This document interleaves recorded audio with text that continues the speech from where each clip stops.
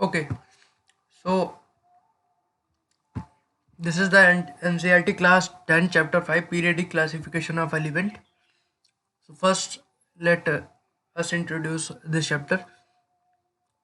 In class 9 we have learned that matter around us is present in the form of element, compound and mixture, and the element contain atoms in only one type.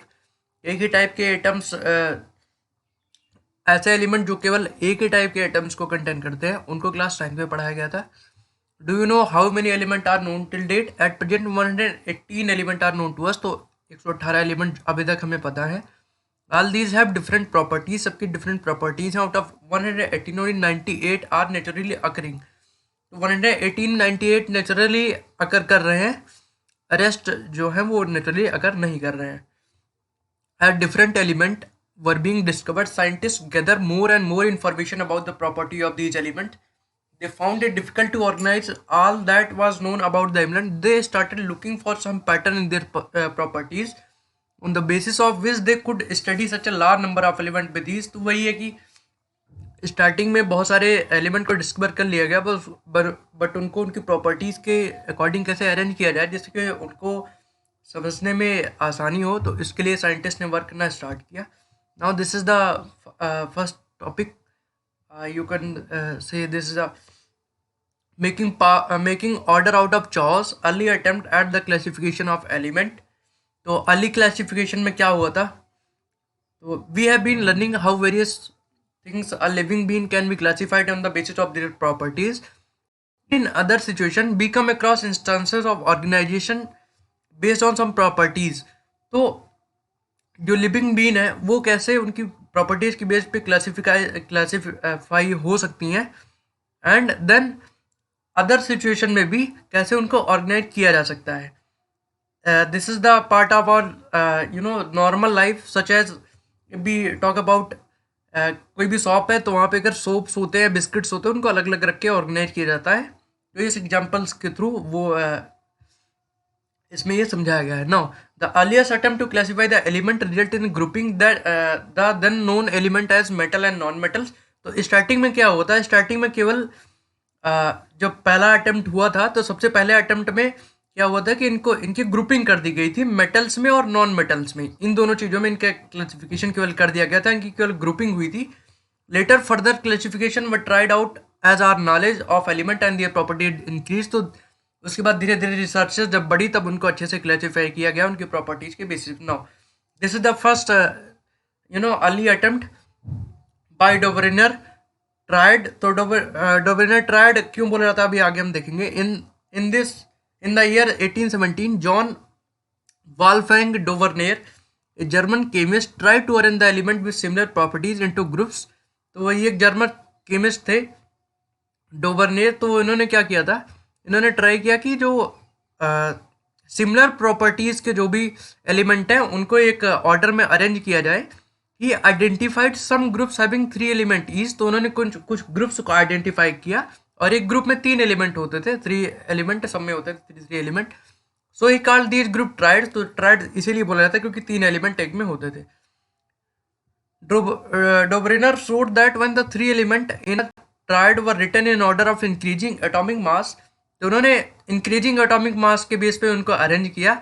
The atomic mass of middle element और रफली the average of atomic mass of the other 2 element. तो देखिए अगर 2 element इन्होंने रखे तो इन्होंने 3 की ग्रुपिंग की अपने हिसाब से, और उसके बाद जब उन्होंने उन ग्रुप्स में इनको इंक्रीजिंग एटॉमिक मास के ऑर्डर में रखा, सबसे पहले सबसे छोटा, फिर उसके बाद उससे बड़ा, फिर उसके बाद उससे बड़ा. तो इन्होंने ऑब्जर्व किया कि अगर 3 रखा जा रहा है तो मिडल वाला जो है, जो सेकंड वाला आ रहा है, वो जो फर्स्ट है और जो लास्ट है उन दोनों का एवरेज आ रहा है, उन दोनों के एटॉमिक मास का एवरेज आ रहा है, दोनों के जो रस्ट बचे हुए होते हैं. ठीक है ना. For example take the triad consisting of lithium, sodium and potassium. तो लिथियम, सोडियम एंड पोटेशियम का अगर हम एग्जाम्पल लें, इनकी ग्रुपिंग लें, तो इनका atomic mass 6.9, 23.0 and 39.0. What is the average of atomic mass of Li के? तो लिथियम और जो पोटेशियम है इसमें पूछा गया क्या इसका एटॉमिक मास होगा. How does this compare with atomic mass of Na. तो सोडियम के मास से कैसे इसको कंपेयर किया. तो यहाँ पे एक टेबल दिया गया, given below table 5.1 are some group of 3 element. These element are arrange downward in order of increasing atomic mass. Can you find out which of this group form Dobereiner triad. तो देखिए ये तो एक्सरसाइज होगी, इसमें find out करना है कि कौन सा डोमिनेट्राइड के उस पे आता है। You will find the group B and C from Dobereiner triad. तो इसमें दिया गया बी और सी, जो बी है और सी है ये दोनों डोमिनेट्राइड के उसमें आता है। Dominator could identify only 3 triad from element known at that time, hence this system of classification into triad were not found to be useful। तो ये यूजफुल क्यों नहीं हुआ, इसकी लिमिटेशन है। एग्जाम में पूछता है क्या लिमिटेशन रहेगी, क्या कमी थी डॉवरिनर के ट्रायड में। तो इसमें वही था कि इन्होंने 3-3 की ग्रुपिंग की, वो भी अपने हिसाब से प्रॉपर्टीज के बेस पे, और उनको इंक्रीजिंग मास के ऑर्डर में रखा। लेकिन उसमें क्या हुआ कि उस टाइम पे जितना उनको पता था, जितने एलिमेंट उस टाइम पे डिस्कवर हुए थे, इन्होंने केवल उसी को इंटेंशन में लिया और इन्हीं का क्लासिफिकेशन कर दिया। और दूसरी बात 3-3 की ग्रुपिंग थी, तो उसकी वजह से भी ये यूजफुल नहीं हुआ। मतलब कि अगर फ्यूचर में इस इन्होंने जो क्लासिफिकेशन किया इसके अकॉर्डिंग अगर फ्यूचर में कोई भी डिस्कवरी होती है तो उसको इस टेबल में ऐड नहीं किया जा सकता। This is the limitation. Now Newland law of octaves. तो एक ऑप्टिक्स का लॉ आया। The attempt of Dobereiner encourages other chemists to correlate the properties of element with their atomic mass। तो जो अदर जो केमिस्ट थे उनको इनकरेज किया इसकी जो स्ट्रेटेजी है डोवरिनर की। In 1866 John Newland an English scientist arranged the then known element in order of increasing atomic mass। तो इन्होंने भी increasing atomic mass के उस पर अरेंज किया। He started with element having the lowest atomic mass। तो सबसे lowest atomic mass हाइड्रोजन का होता है, उससे इन्होंने स्टार्ट किया। Ended with thorium which was the 56th element. तो उस टाइम पे 56th एलिमेंट जो था इनका वो था thorium. He found that every 8 element है property similar to that of first. तो इन्होंने भी वही किया। तो थोड़ा सा सिमिलर है कि इन्होंने इंक्रीजिंग एटॉमिक मास के उस पे बेसिस पे 56 जो एलिमेंट है उनको अरेंज कर दिया। लेकिन इन्होंने जब काउंट करना शुरू किया तो जैसे फर्स्ट के बाद जो 8th एलिमेंट आता था वो फर्स्ट के सिमिलर होता था, उसके बाद 8 के बाद 16 जो आया, 8 के गैप पे जो भी एलिमेंट आते थे उनकी प्रॉपर्टी जो थी वो सिमिलर थी। इसीलिए इसको लॉ ऑफ ऑक्टेव्स कहा जाता है, लॉ ऑफ ऑक्टेव्स, क्योंकि 8 नंबर पे जो आता था एलिमेंट उसकी प्रॉपर्टी सेम होती थी। It is known as Newlands law of octaves. In Newlands octave the properties of lithium and sodium are found to be same. Example दिया गया है, लिथियम और सोडियम की जो प्रॉपर्टी थी वो सेम पाई गई। Sodium is the 8th element after lithium. तो जो 8th एलिमेंट सोडियम जो था वो 8th एलिमेंट था लिथियम के बाद। Similarly they beryllium and magnesium resemble each other, A part of original form of Newlands octaves in given in table 5.3। तो 5.3 का जो टेबल है इसमें दिया गया है। तो इसमें भी जो बेरिलियम था और मैग्नीशियम था वो एक दूसरे को रिजेंबल करते थे। ओके नाउ तो एग्जांपल मैंने जैसे आपको अभी बताया कि जो सोडियम था वो 8th एलिमेंट था आफ्टर लिथियम। तो पहले लिथियम था, उसके बाद जो 8वां जो एलिमेंट था वो सोडियम था। इन दोनों की प्रॉपर्टीज सेम पाई गई। नाउ ये जो म्यूजिक होता है, नोट्स ऑफ म्यूजिक, जैसे सारे गा मा पा दा नी के बाद फिर से सा आता है, वैसे ही उसी बेस पे अरेंज किया गया कि 7 एलिमेंट आएंगे, उसके बाद 8th एलिमेंट जो होगा उसकी प्रॉपर्टी है फर्स्ट वाले की सेम होगी। ये आप याद रखिएगा, ये आप म्यूजिक के सेंस में अगर याद रखेंगे तो ज़्यादा सही रहेगा। म्यूजिकल नोट्स के फैमिलिटी के बारे में बात की, not important for us now. अब इसकी लिमिटेशन दी गई है।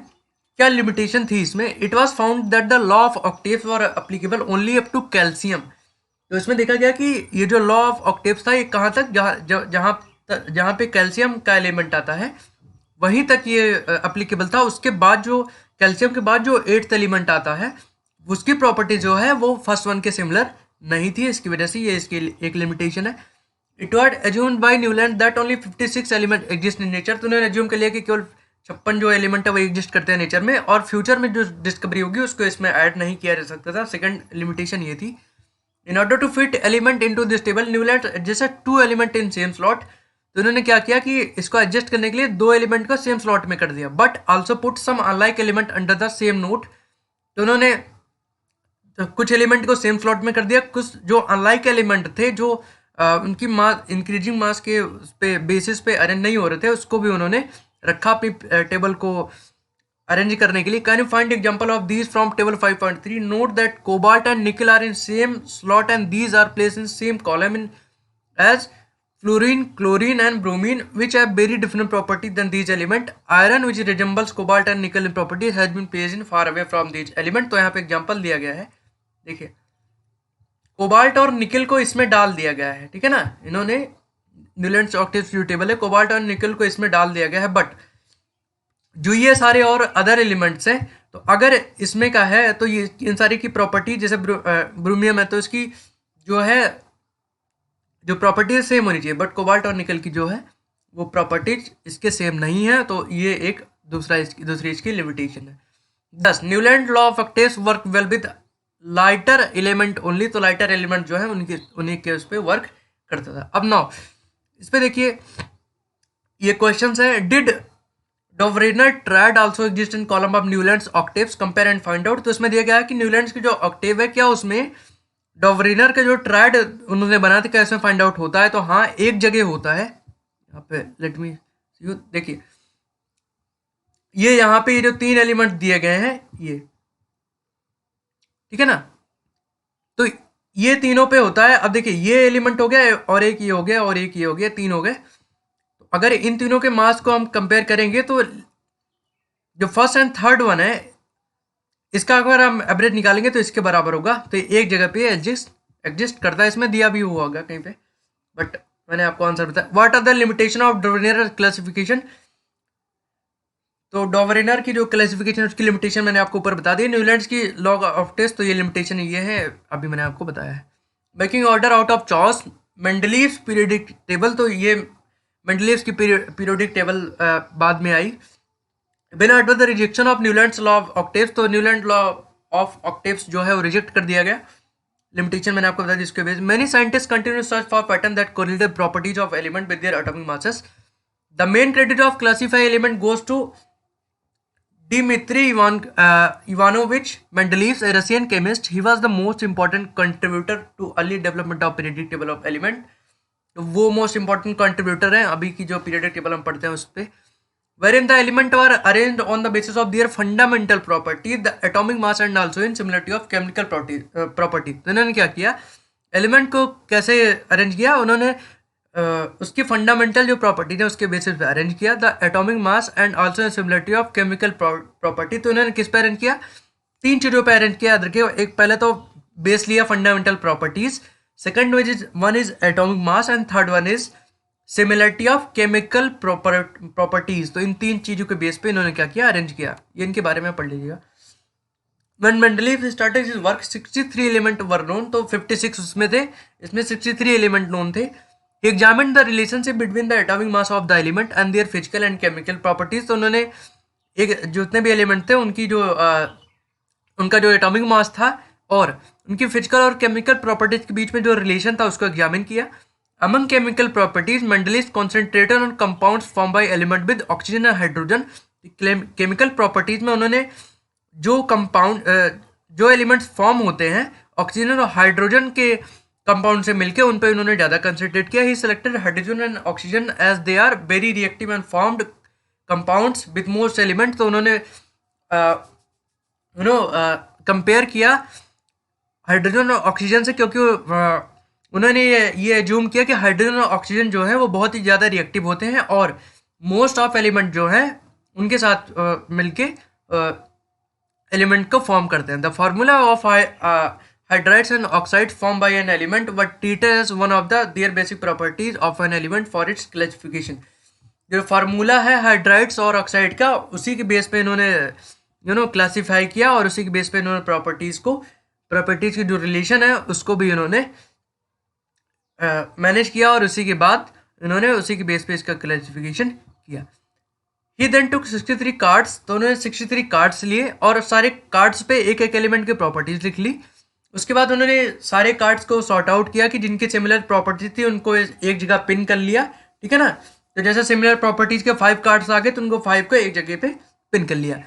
उसके बाद उन्होंने ऑब्जर्व किया कि most of element got a place in periodic table arrange in order of their increasing atomic mass. तो उन्होंने फिर ऑब्जर्व किया कि जितने भी मैंने पिन किए हैं इनको एक इंक्रीजिंग एटॉमिक मास के बेस पे क्या किया जा सकता है, अरेंज किया जा सकता है। It was also observe that there occur a periodic recurrence of element with similar physical and chemical property. तो उन्होंने ये भी ऑब्जर्व किया कि बहुत सारी जो पीरियोडिक रीअकरेंस हो रही है, जैसे कि एक कार्ड है तो हो सकता है बीच में कोई ऐसा कार्ड आए तो दो एलिमेंट हो गए, इन दोनों एलिमेंट के केमिकल और फिजिकल प्रॉपर्टी इतनी है, सारी चीजें सेम हो, तो रीअकरेंस पीरियोडिक टेबल में हो रहा था। On the basis of Mendeleev formulate a periodic table which state that the properties of element are periodic function of their atomic mass. तो इन्होंने जो पीरियोडिक टेबल बनाई वो क्या स्टेट करती थी कि जो प्रॉपर्टीज है एलिमेंट की वो पीरियोडिक फंक्शन है उनके एटॉमिक मास का। The Mendeleev periodic table contain vertical column called group. तो वर्टिकल कॉलम्स जो थे वो उनको ग्रुप्स कहा गया, और हॉरिजॉन्टल कॉलम हॉरिजॉन्टल जो रॉज थी उनको कहा गया पीरियड्स। ठीक है ना। तो this is the table. Okay, ये मेंडलीव पीरियोडिक टेबल है। Okay, Mendeleev periodic table were publish in German journal in 1872। तो जर्मन जर्नल में इसको पब्लिश किया गया। In the formula of oxide and hydrides at the top of column. तो hydrides और oxide का जो फार्मूला है वो कॉलम के टॉप पर था। ठीक है ना। Now the letter R is use to represent any of the element in the group. तो ग्रुप में रिप्रेजेंट करने के लिए लेटर आर का यूज किया गया, जैसा कि देख सकते हैं यहाँ पे आर एच। ठीक है ना, ये आर का यूज किया गया है यहाँ पे। The way formula are written, for example, the hydrides of carbon CH4 is written as RS4 and oxide CO2 as RO2। तो देखिए हाइड्राइड्स का फार्मूला CH4 को RH4 के उस पर लिखा गया है। ठीक है ना। ओके, ये तो इसी के थ्रू आर का यूज किया गया ग्रुपिंग के लिए। Achievement of Mendeleev periodic table. Mendeleev periodic table की अचीवमेंट क्या थी? While developing the periodic table, there were a few instances where Mendeleev had to place an element with the slightly greater atomic mass before an element with the slightly lower atomic mass। तो वही है कि increasing order में रखा गया, increasing तो lower atomic mass, फिर उसके बाद उससे ग्रेटर, फिर उससे greater. The sequence was inverted so that element with similar properties could be grouped together. तो सीक्वेंस क्या था? सीक्वेंस को इन्वर्ट भी किया गया जिससे कि जो सिमिलर प्रॉपर्टीज के जो एलिमेंट है उनको एक साथ ग्रुप किया। जैसे कि for example cobalt appeared before nickel. Looking at table 5.5 you can find out one more such anomaly. तो वही है कि देखिए जैसे कोबाल्ट है, कोबाल्ट का 58.9 है। ठीक है ना एटॉमिक मास, और जो निकल है वो 58.7 है। तो अगर मास के उस पर अरेंज किया जाना चाहिए सबसे पहले 58.7 हो चाहिए, लेकिन उसके बाद 58.9 हो चाहिए। बट जो प्रॉपर्टी सिमिलर थी उसके लिए क्या किया गया? कोबाल्ट को पहले रख दिया गया जिसका एटॉमिक मास ज़्यादा है, और निकल को बाद में रखा गया फर्दर। तो इससे क्या हुआ कि अरेंजमेंट अच्छा खासा हुआ। एक अचीवमेंट थी कि सिमिलर प्रॉपर्टीज की भी ग्रुपिंग हो गई, और मोस्ट प्रोबेबली जो एटॉमिक मास था उसके बेस पे अरेंजमेंट भी हो गया। Further Mendeleev left some group in periodic table. तो उन्होंने क्या किया मेंडलीव ने कि कुछ ग्रुप्स को पीरियोडिक टेबल में छोड़ दिया। छोड़ क्यों दिया? क्योंकि उनको पता था कि फ्यूचर में हो सकता है कोई और भी एलिमेंट हो, उनकी डिस्कवरी हो, उनको उसके बेस पे रख दिया गया। ठीक है ना। इसको डिफेक्ट की तरह ट्रीट नहीं किया जा सकता, उनको पहले से ही पता था ना। उसको जो छोड़े गए कॉलम्स या जो कुछ गैप्स जो छोड़े गए उनके क्या क्या बोला जाता है? संस्कृत न्यूमेरल में एका 1 बोला जाता है। एका means 1। The name of preceding element in same group. The instances scandium, gallium and germanium discover later. तो ये तीनों जो एलिमेंट हैं ये बाद में डिस्कवर हुए, तो इनको इनके प्रॉपर्टीज के अकॉर्डिंग इसको रख दिया गया। ठीक है ना। No this provided convincing evidence of both the correctness and usefulness of Mendeleev periodic table. तो करेक्टनेस और जो यूजफुलनेस है वो मेंडलीव के पीरियोडिक टेबल को दिखाता है कि अगर फ्यूचर में भी कोई एलिमेंट डिस्कवर हो रहा है, ये दोनों लिमिटेशन पहले जो अर्लियर अटेम्प्ट हुए थे उसमें थी, लेकिन जो लिमिटेशन थे उसको इसमें ये दूर कर दिया गया। ठीक है ना। Further it was the extraordinary success of Mendeleev prediction that led chemist not only to accept the periodic table but also recognize him. तो जो केमिस्ट थे उन्होंने क्या किया कि इस पीरियोडिक टेबल का एक्सेप्ट किया और रिकॉग्नाइज किया। ये भी एक अचीवमेंट की तरह देखा जाता है। ठीक है ना। Now limitation of Mendeleev classification. तो लिमिटेशन क्या थी?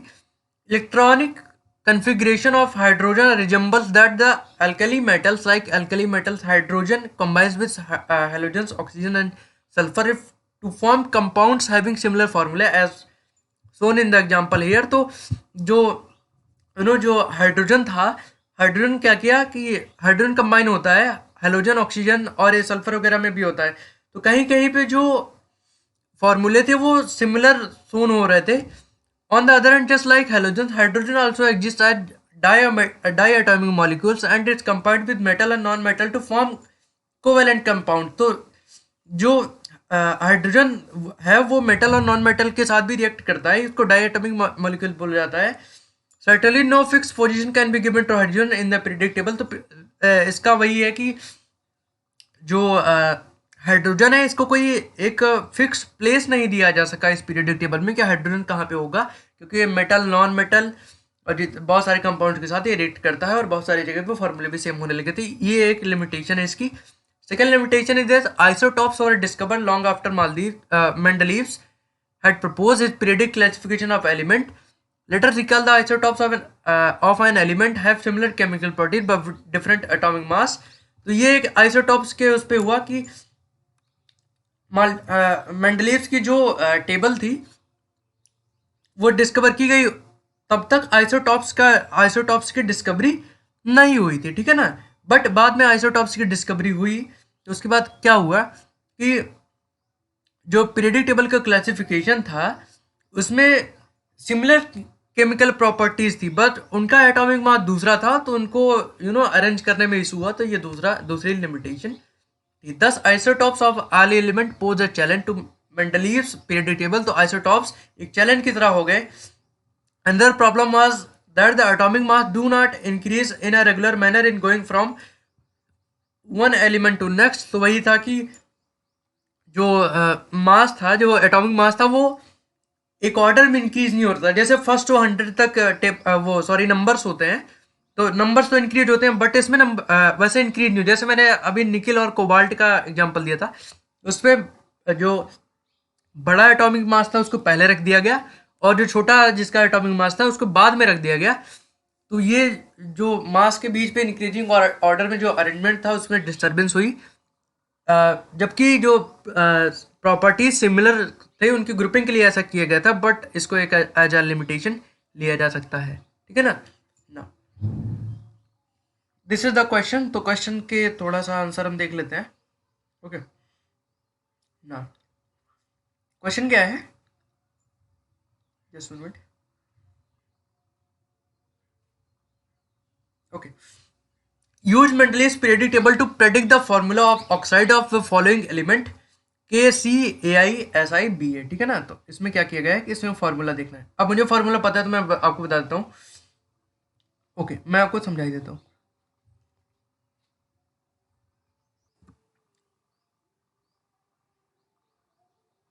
Okay, sorry for disturbance. तो फॉर्मूले की बात हो रही थी.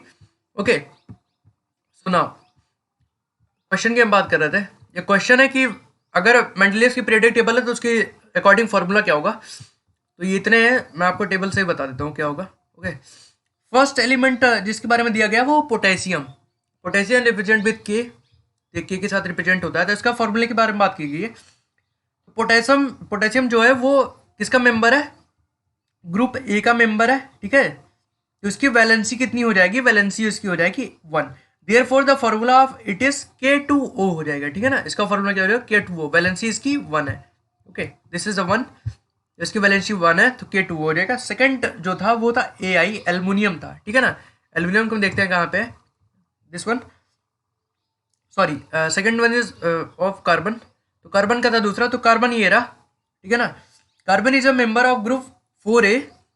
तो ये इसकी ग्रुप 4A का मेंबर है, 4 ये रहा, 4A का मेंबर है. तो इसकी वैलेंसी कितनी हो जाएगी, इसकी वैलेंसी हो जाएगी 4, ठीक है ना. तो इसकी वैलेंसी 4 हो जाएगी. तो फॉर्मूला इसका क्या होगा, C2O4. अगर इसको सॉल्व करें C2O4 को तो CO2 आ जाएगा, ठीक है ना. अगर सॉल्व करें C2O4 को तो CO2 हो जाएगा. इस पीरियोडिक टेबल के अकॉर्डिंग फॉर्मूला जो है C2O4 आएगा.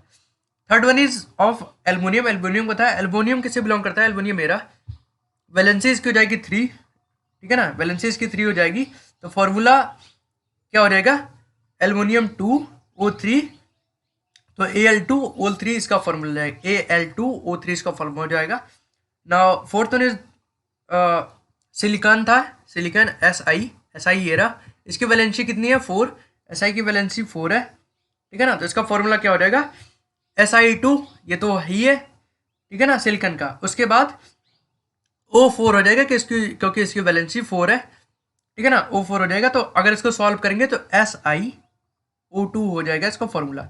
ना fifth one is of barium. Barium का था, बैरियम को देखते हैं किससे बिलोंग करता है, लेट मी सर्च, ठीक है ना, Ba से होगा बैरियम, ठीक है, 1 मिनट, ये रहा बैरियम मेरा। इसकी वैलेंसी कितनी है, ग्रुप 2 से बिलोंग करता है, वैलेंसी इसकी 2 हो जाएगी, और 2 वैलेंसी है तो इसका फॉर्मूला रहेगा Ba2O2 और Bao इसका हो जाएगा, ठीक है ना। सो ये फर्स्ट क्वेश्चन का आंसर था, ठीक है ना, आई होप समझ में आएगा। Now beside gallium which other element have since been discovered that were left by Mendeleev in periodic table. Periodic table में गैलियम के अलावा ऐसे इसमें पूछा गया कि 2 ऐसे एलिमेंट बताए जो उसके बाद में डिस्कवर हुए, ठीक है ना, जो मेंडलीव के पीरियडिक टेबल में नहीं है। तो 2 मैं बता देता हूँ। एक था जर्मेनियम, जर्मेनियम भी बाद में हुआ था। दूसरा स्कैंडियम, ठीक है ना। तो ये मेंडलीव के पीरियडिक टेबल में नहीं है, जो मॉडर्न पीरियडिक टेबल में मिलते हैं। Okay, now what were the criteria use by Mendeleev in creating his periodic table. तो पीरियडिक टेबल में कौन सा क्राइटेरिया मेंडलीव ने यूज किया था, ठीक है ना। तो इसमें क्या किया था कि उन्होंने वेरियस कंपाउंड पे कंसंट्रेट किया था, found by the element with hydrogen. तो हाइड्रोजन का यूज किया गया, अभी आपने देखा होगा। एंड ऑक्सीजन, तो ऑक्सीजन पे भी आपने देखा होगा जब हम फॉर्मूला बना रहे थे, तो ऑक्सीजन का use. Among physical properties he observe the relationship between the atomic mass. तो उन्होंने एटॉमिक मास के बीच में रिलेशनशिप ऑब्जर्व की और उसी के बेस पर उन्होंने बना दिया, ठीक है ना। Why do you think the noble gases are placed in separate group. तो इसमें दिया गया है कि आप आप क्यों सोचते हैं कि जो नोबल गैसेस हैं उनको सेपरेट ग्रुप में किया जाए। तो इसका आंसर ही होगा, इनका जो होता है ना, नोबल जो गैसेस होते हैं इनका इनर्ट नेचर होता है और इनकी कंसंट्रेशन जो होती है वो लो होती है हमारे एटमॉस्फेयर में।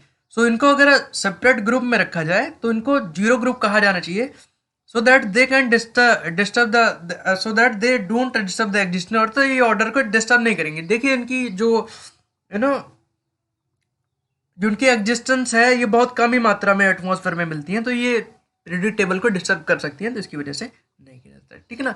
Now modern periodic table Henry Moseley ने बनाया था, उन्होंने 1930 में।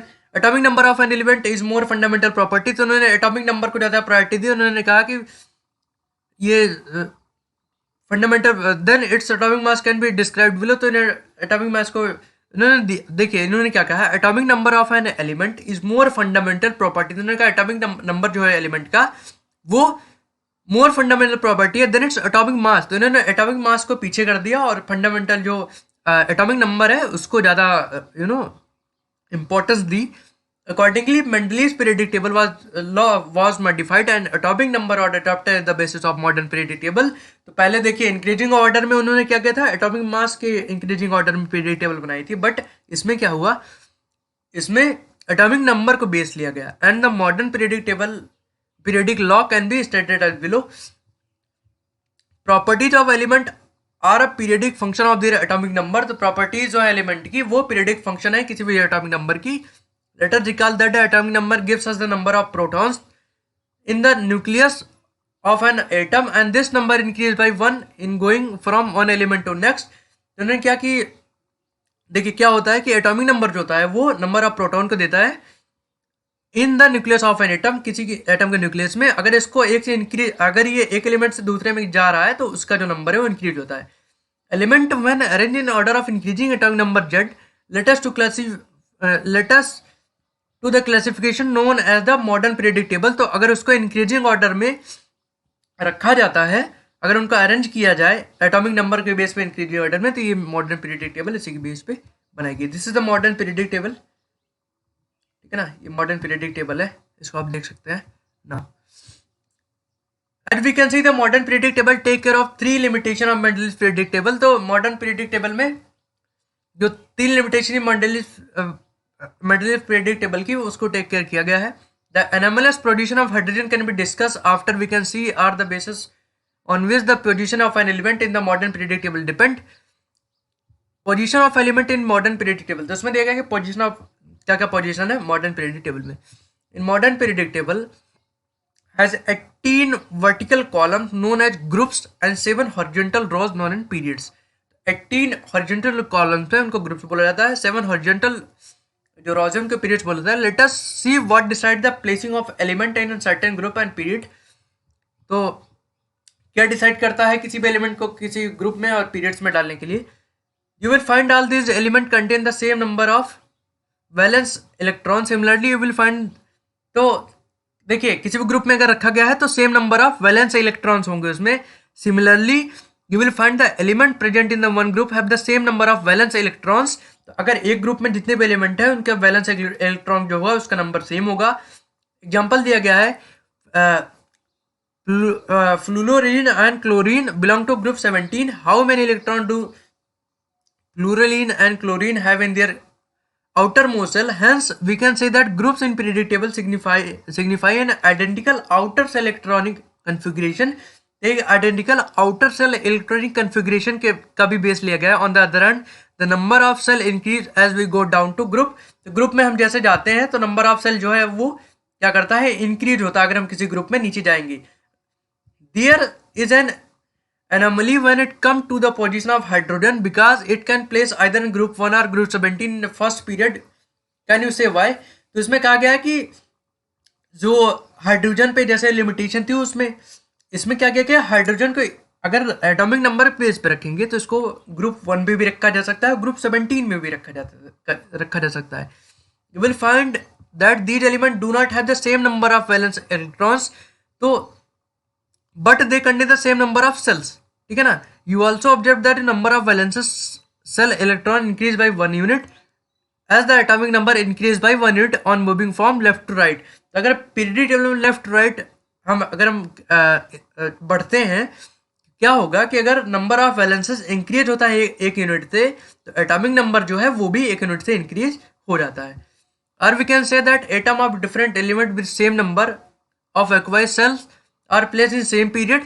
तो इसको इस तरह भी कहा जा सकता है कि एटम जो है जो डिफरेंट एलिमेंट्स से उनके जो एटम्स हैं विद द सेम नंबर वो सेम पीरियड में occupied shell are place in same period, तो एक ही पीरियड में उनको ऑक्युपाई किया जा सकता है। NaMg, Al, Si, Ps, Cl, R and Ar belong to third period of modern periodic table since the electron in the atoms of these elements are filled in K, L and M cell. Write the electronic configuration of these elements and confirm the above statement. Each period may mark a new electronic cell getting filled। जितने भी periods हैं वो क्या करते हैं, वो mark करते हैं कि एक नया इलेक्ट्रॉनिक सेल जो है वो फिल हो रहा है या भरा जा रहा है। How many elements are there in first, second and third, fourth period? We can explain the number of elements in these periods based on how electrons are filled into various cells। तो इसमें क्या क्या हम explain कर सकते हैं number of element in this period based on how electron filled into various shell. तो various shell में कैसे इलेक्ट्रॉन्स को भरा गया है उसका एग्जांपल के थ्रू हम एक्सप्लेन कर सकते हैं। You will study the detail of in higher classes. तो हायर क्लासेस में इसकी आपको डिटेल दी जाएगी। Recall that the maximum number of electrons that can be accommodated in a cell depend on the formula 2 and 2 where n is number of given cell from the nucleus। तो वही 2n की power 2 का formula जो है उसमें दिया गया कि इलेक्ट्रॉन का जो अकोमोडेशन है वो किसी भी सेल में वो किसके इसी फार्मूले के ऊपर डिपेंड करता है। ठीक है ना।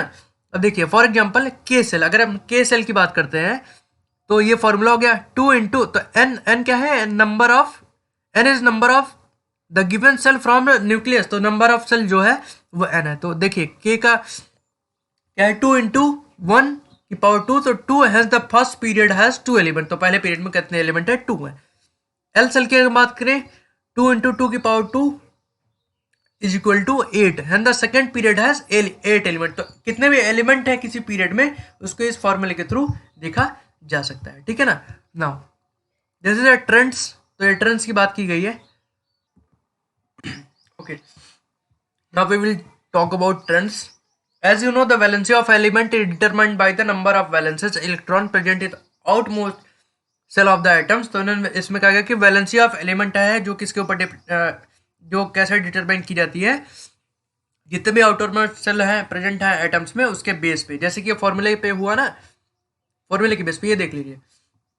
तो कितने एलिमेंट रहेंगे किस पे डिटरमाइन करेगा, present in outer most shell of atom. कितने भी बैलेंस के इलेक्ट्रॉन है कितने आउटर मोस्ट सेल पे प्रेजेंट है। ठीक है ना। जैसे के सेल है 2 इंटू 1 की पावर 2, तो इसमें 2 एलिमेंट प्रेजेंट है। ठीक है ना, एन क्या हो गया, n number of outer shell हो जाता है, ठीक है ना, तो इसके बेस पे होता है ना। Atomic size, the term atomic size refer the radius of an atom, तो एटॉमिक साइज क्या होता है, रेडियस ऑफ एन एटम होता है। द एटॉमिक साइज में be visualise as a distance between the centre of nucleus and outer most shell of the isolated atom, तो जो atomic size है उसको क्या कह सकते हैं, डिस्टेंस बिटवीन सेंटर, ठीक है ना, डिस्टेंस बिटवीन सेंटर और जो आउटर में सेल होती है, जैसे समझ लीजिए, मान लीजिए ये हो गया, ओ सॉरी ये हो गया, ठीक है ना, ये मान लीजिए सेंटर है, ये हो गया सेंटर, ओके। तो सेंटर से यहाँ से लेकर के यहाँ तक की जितनी डिस्टेंस है, ये डिस्टेंस को हम इसकी साइज बोल सकते हैं, okay. So that is the thing now, okay. Atmosphere, the atomic radius of hydrogen atom है 37 pm, तो pm का क्या होता है, पिकोमीटर होता है, 1 pm इज इक्वल टू 10 की power -12 m। Let us study the variation of atomic size in group in a period, ठीक है ना, तो ये एक्टिविटीज है। We will see that the atomic radius decrease in moving from left to right, तो left to right जब हम करते हैं, ठीक है, लेफ्ट टू राइट जब हम मूव करते हैं तो क्या होता है, रेडियस जो है वो डिक्रीज होता है। This is due to an increase in nuclear charge, तो न्यूक्लियर, देखिए इसको आपको ध्यान में रखना है कि न्यूक्लियर चार्ज जब जब इंक्रीज होगा तब तक जो रेडियस की जो साइज है, जो जो एटॉमिक साइज है उसका जो रेडियस है वो डिक्रीज होता चला जाएगा। We trend to pull the electrons closer to nucleus and reduce the size of atom. देखिए चार्ज जब ज़्यादा होता है ना, तो चार्ज होगा तो वो कॉन्सेंट्रेट होगा तभी उसका चार्ज ज़्यादा होगा, इसी वजह से साइज उसकी जो होती है रिड्यूस हो जाती है। You will see that the atomic size increase down the group, तो एटॉमिक साइज जो होती है अगर हम ग्रुप से डाउन पे जाएंगे तो इंक्रीज होगी atomic size. This is because new shell are being added as we go down to group, तो न्यू नई सेल जो है वो ऐड होती जाती हैं जैसे हम ग्रुप में डाउन जाते चले जाते हैं, इसकी वजह से एटॉमिक साइज जो है वो इंक्रीज होती जाती है। अगर हम डाउन जाएंगे ग्रुप पे, तो अगर डाउन जाएंगे तो एटॉमिक साइज क्या होगी, इंक्रीज होगी, बट अगर लेफ्ट टू राइट जाएंगे तो एटॉमिक साइज जो होगी वो डिक्रीज होगी, okay. And we see the metal like Na and Mg are toward the left hand side of periodic table, while the non-metal like sulfur and chlorine are found in right hand side. In the middle we have silicon, which is classified as semi-metal and metallic because it exhibits some properties of both metal and non-metal. तो periodic table में क्या है, left hand side पे जो है non metal, sorry the metal like NaMg, तो left hand side पे metals present है और राइट हैंड साइड पे नॉन मेटल थिंग्स प्रेजेंट है जैसे सल्फर्स वगैरह हो गए, और मिडल में जो है सिलिकॉन वगैरह प्रेजेंट है जिसपे मेटेलिक और नॉन मेटेलिक प्रॉपर्टीज दोनों होती हैं, ठीक है ना। ये याद रखिए पीरियोडिक टेबल के बारे में। इन मॉडर्न पीरियोडिक टेबल है zigzag line separate metal from non metal, तो एक जिग जैक लाइन जो है सेपरेट करती है मेटल नॉन मेटल को। The border line element boron, silicon, germanium, arsenic, antimony, tellurium and polonium are intermediate in properties and called metalloids are semi metal, तो इनको मेटलाइट्स और सेमी मेटल कहते हैं जो सेपरेट करते हैं मेटल्स और नॉन मेटल्स को, ठीक है ना। यहाँ पे जिगजैग लाइंस आई थिंक हमें देखने को मिल सकती है, ओके ना। The zigzag line separate the metal from non metal, ये दिया हुआ है, ठीक है ना, तो ये है जिगजैग लाइन, ये जो गई हुई है ना, ये ब्लैक बोल्ड में, ये जिगजैग लाइन सेपरेट करती है मेटल्स को नॉन मेटल्स पे, okay now where we were, 1 minute, okay now here as the effective nuclear charge acting in a valence shell electron increase across a period, the tendency of lost electrons will decrease। तो इसमें क्या गया है, nuclear जो charge है वो जो act करता है valence shell electron increase across a period, तो जो न्यूक्लियर चार्ज है वो एक्ट करेगा वैलेंस शेल पे, इलेक्ट्रॉन्स के वैलेंस शेल पे, तो क्या होगा, ये पीरियड पे जो पीरियडिक टेबल है उस पर इंक्रीज करेगा across a period. The tendency of loss electron will decrease, तो अगर इलेक्ट्रॉन्स लॉस होंगे तो ये होगा डिक्रीज होगा। डाउन द ग्रुप, तो down the group the effective nuclear charge experience by valence, तो जो ग्रुप बने हुए हैं उसके नीचे अगर हम आएंगे तो एक इफेक्टिव न्यूक्लियर चार्ज जो है वो ग्रुप के द्वारा एक्सपीरियंस किया जाता है। Electron in decrease because the outer most electron further away from nucleus, therefore these can be lost easily, hence metallic character decrease across a period and increase down to group। तो ये देखिए, ये जो इसका conclusion है ये पढ़ लीजिए, कंक्लूजन इंपॉर्टेंट है। Metallic character character decrease across a period, तो मेटेलिक कैरेक्टर जो होता है वो अक्रॉस अ पीरियड डिक्रीज होता है and increase down to group. अगर हम ग्रुप के डाउन आएंगे ना, देखिए ग्रुप के अगर हम डाउन आएंगे तो इंक्रीज होगा metallic character, but across the period अगर हम मूव करेंगे तो क्या होगा, मेटेलिक कैरेक्टर होगा decreasing. Non metal on the other hand are electromagnetic, they trend to form bond by gaining electrons. Let us learn about variation of these properties.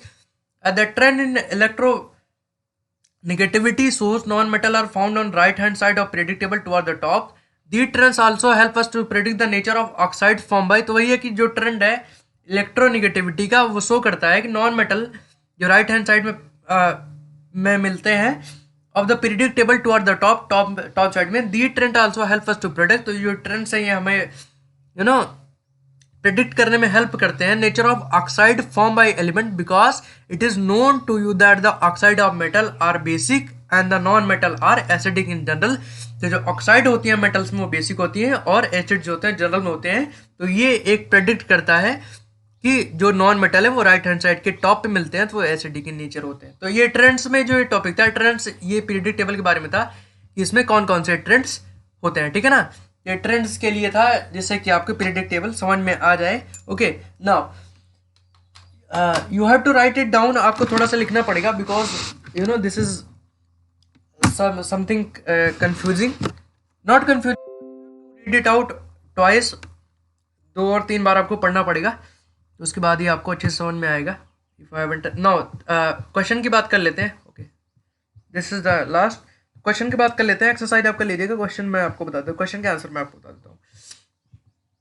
How could the modern periodic table removes various anomalies of Mendeleev's periodic table. तो कैसे modern periodic table ने जो Mendeleev's की periodic table थी उनकी जो anomalies थी उसको कैसे दूर किया। तो देखते हैं पहला क्या इसने किया कि जो इंक्रीजिंग ऑर्डर में जो एटॉमिक नंबर के बेस पे थे इन the modern periodic table element, तो जो मॉडर्न पीरियडिक टेबल था उसमें एटॉमिक नंबर के बेस पे अरेंज किया गया इंक्रीजिंग ऑर्डर में। This remove the anomaly regarding certain pairs of element and Mendeleev's periodic table. जो कुछ पेयर्स में प्रॉब्लम्स आ रही थी, ठीक है ना, जो एनोमलीज थी पेयर्स को लेके कि कौन कौन से पेयर्स बनाए गए हैं, ठीक है ना, और जो कैल्शियम पे आके रुक जा रहा था तो वो एक एनोमली दूर हुई। Atomic number of cobalt is 27 and nickel 28, hence cobalt will come before nickel even though its atomic mass is greater. तो वही है कि एक एनोमली ये भी थी कि कोबाल्ट का जो एटॉमिक नंबर था वो 27, एटॉमिक नंबर जो है वो 27 है और निकल 28 पे, hence cobalt will come before निकल। तो फिर भी कोबाल्ट निकल के पहले आएगा क्योंकि उसकी प्रॉपर्टी सेम प्रॉपर्टीज की चीज़ों के उस पर रखा जाना चाहिए। तो एक ये एनोमली दूर हुई थी। All isotopes of the same element had different atomic mass, but some atomic number therefore they are placed in the same position in the modern periodic table। तो modern periodic table में जो isotopes थे उनको same position में रखा गया क्योंकि इनका जो एटॉमिक मास है वो सेम होता है, ठीक है ना। सॉरी, एटॉमिक मास जो है आइसोटॉप्स का डिफरेंट होता है बट जो एटॉमिक नंबर होता है वो मोस्टली सेम ही होता है। तो इनको क्या किया गया, एक साथ रख किया गया, ठीक है ना। Now second question is that name 2 element you would expect to show chemical reaction similar to magnesium. What is the basis of your choice? तो 2 एलिमेंट जो है इन्होंने दिया गया कि क्या 2 एलिमेंट का नाम दीजिए जिसको आप एक्सपेक्ट करते हो कि केमिकल रिएक्शन करेगा सिमिलर टू मैग्नीशियम। तो सॉल्यूशन इसमें क्या है कि कैल्शियम और beryllium are similar to magnesium because all the 3 element belong to same group and have 2 valence electron in outer shell. तो देखिए अब इसमें वही अंडरस्टैंडिंग वाला क्वेश्चन है, मैग्नीशियम के ग्रुप में कौन कौन आता है। मैग्नीशियम के ग्रुप में कैल्शियम और बेरिलियम आता है, देख, ठीक है। तो दो ये नाम हो गया, इसमें 2 ही पूछा है, 2 ये नाम हो गया और इसमें 2 ही वैलेंसेस होते हैं इलेक्ट्रॉन्स के इनके आउटर सेल में। तो ये दोनों मैग्नीशियम के तरह ही रिएक्ट करेंगे, ठीक है ना। इसमें दिया गया है name 3 element that have a single electron in their outer most shell. तो सिंगल इलेक्ट्रॉन किनके आउटर मोस्ट सेल में है, तो लिथियम, सोडियम और पोटेशियम। ना सेकंड क्वेश्चन ये 2 एलिमेंट दैट हैव 2 इलेक्ट्रॉन, तो मैग्नीशियम, कैल्शियम 2 इलेक्ट्रॉन, अभी मैंने ऊपर ही आपको बताया। और 3 element with filled outer most shell, तो आउटर मोस्ट सेल से कौन 3 एलिमेंट जो फिल हुए, तो neon, argon, xenon, filled outer most shell. Okay, now question number 4 lithium, sodium, potassium are all metal that react with water to liberate hydrogen gas. Is there any similarity in atoms of these element. तो उसमें कहा गया है lithium, sodium और potassium जो है वो ये जितने मेटल्स हैं ये रिएक्ट करते हैं वाटर के साथ हाइड्रोजन गैस को लिबरेट करने के लिए। इसमें क्वेश्चन ये पूछा गया क्या इसमें कोई सिमिलरिटीज है इनके in the atoms of these element, इनके एटम्स में क्या कोई सिमिलरिटीज हैं। ओके सो इसमें क्या किया गया इसका आंसर क्या होगा, they have one valence electron in their outermost shell and as a result of this they are very unstable. तो ये सारे अनस्टेबल हैं, so they readily react with water to liberate hydrogen. They are also called alkali metals, alkali metals इनको कहा जाता है। Their outer most shell are full leading to high stability, react only in extreme circumstances hence are called noble gases. तो इनको noble gases कहा जाता है।